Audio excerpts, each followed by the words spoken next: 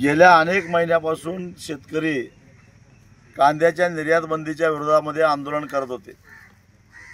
वारंवार सरकारकडे निवेदनं जात होती, आंदोलनं होत होती, शेतकरी रस्त्यावर उतरत होते, पण सरकार ऐकायला तयार नव्हतं।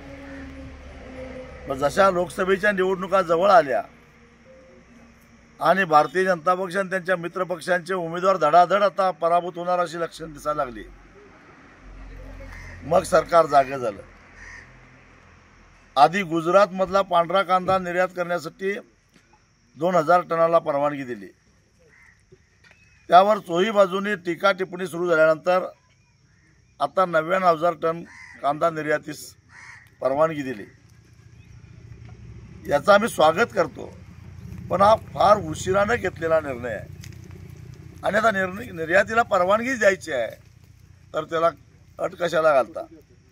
जेवढा होईल तेवढा कांदा निर्यात होऊन द्या, त्याच्यावरचं बंधन काढून टाकावं अशी आमची मागणी आहे। जर सरकारला आता कळालं असेल, केवळ कांद्याकडे बघितल्यानंतर शेतकऱ्यांनी डोळं वटारल्यानंतर सरकार घाबरून गेलं।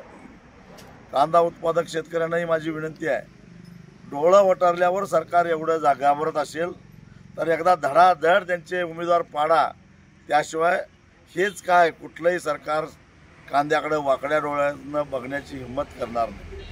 तरच कांदा उत्पादकांची ताकद काय आहे हे सरकारला कळेल।